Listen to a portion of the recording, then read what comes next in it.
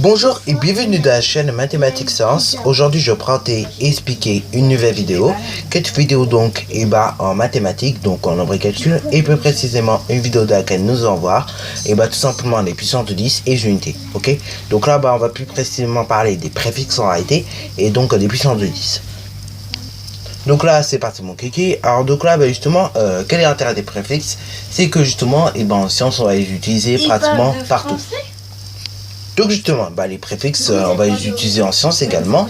Donc là, quand je parle de préfixes, c'est pas les préfixes en français, c'est bien évidemment les préfixes d'unités scientifiques, ok? Tels que le kilomètre, le nanomètre, ou bien le micromètre, toutes ces unités, vous connaissez tous, ok?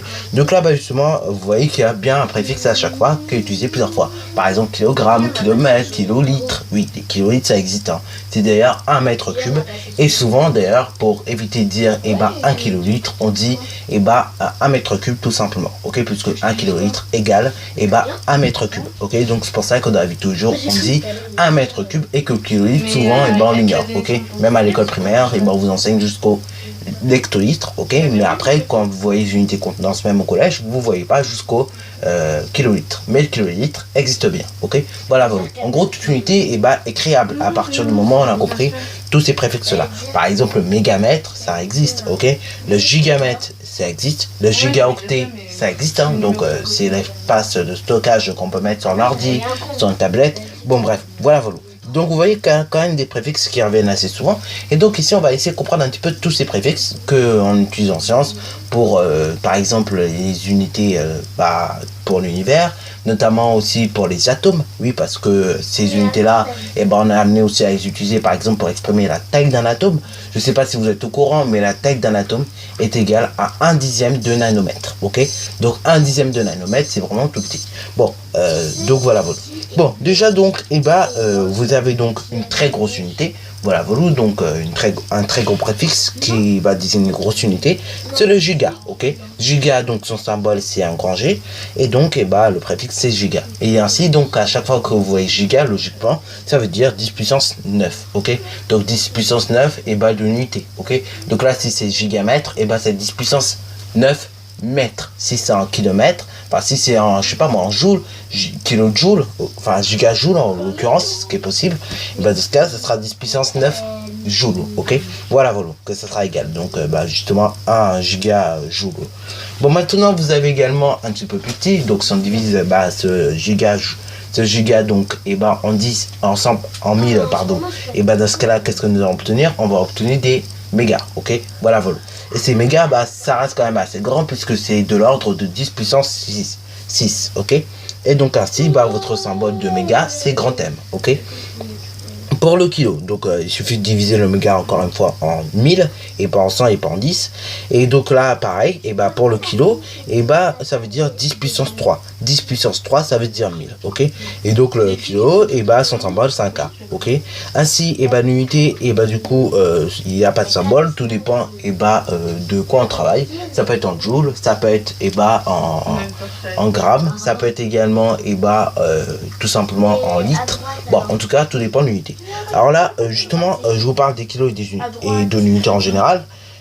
Donc là, c'est vraiment très important de comprendre aussi un truc. Quand vous êtes en physique, justement, vous utilisez le kilogramme. Et le kilogramme, souvent, on est ramené à vous dire qu'en fait, c'est l'unité principale des masses. Alors là, le prof de physique qui vous dit ça, il n'a pas tort, hein, puisque si vous regardez le tableau international du système donc des unités, ok, vous allez vous apercevoir, bien évidemment, que le kilogramme fait bien partie des unités du système international. En revanche, donc c'est une unité principale, mais en revanche, si on regarde au niveau de la traduction, ça veut dire 10 puissance 3. Donc en gros ça veut dire 1000. Donc là là c'est un petit problème qui se coince encore.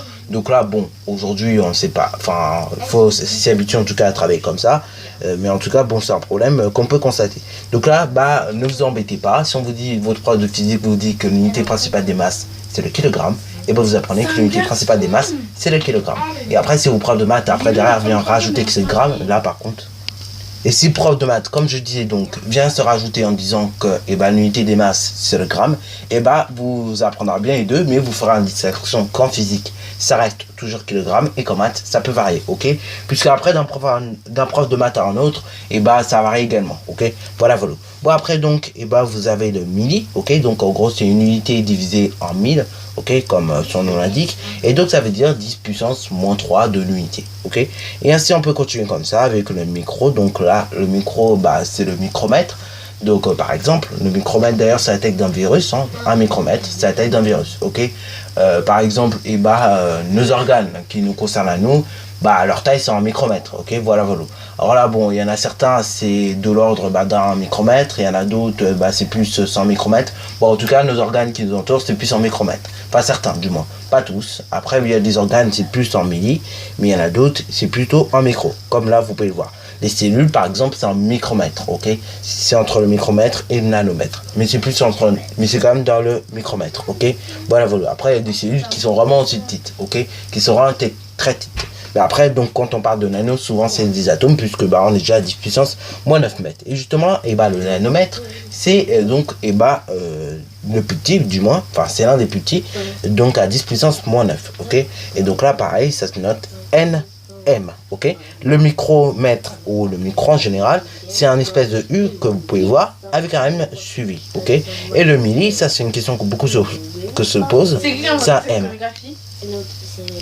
Donc voilà, bah du coup, le truc que vous devez retenir là-dessus, notamment, c'est toutes les unités, vous voyez ici, avec donc leur préfixe, leur nom de préfixe, et donc qu'est-ce que ça vaut en puissance de 10, ok? Donc là, par exemple, si on vous dit que le kilogramme, par exemple, c'est 1000, et vous devez savoir, c'est 10 puissance 3, ok? Voilà. Et donc là, pareil, le but, c'est pas d'apprendre par cœur, le but, encore une fois, c'est de comprendre qu'est-ce qu'on fait, et de comprendre comment ça marche. Par exemple, quand on te parle de micromètre, il faut comprendre ce que ça veut dire. De micro-octet, il faut comprendre ce que ça veut dire. Ainsi de suite. Par exemple, bon, on sera emmené à en parler, mais par exemple, des milliampères, et si tu dois convertir en ampères, c'est comme des millimètres en mètres. Ok, c'est la même histoire. Sauf que, tu vois, c'est pas des ampères, enfin, c'est pas des mètres, mais c'est des ampères. Ok, voilà. Là, c'est la même chose. Bon, sur ce donc, c'est déjà la fin de cette vidéo. Si tu as bien aimé, n'hésite surtout pas à liker, à commenter, et bonne reste à toi en mathématiques et en sciences.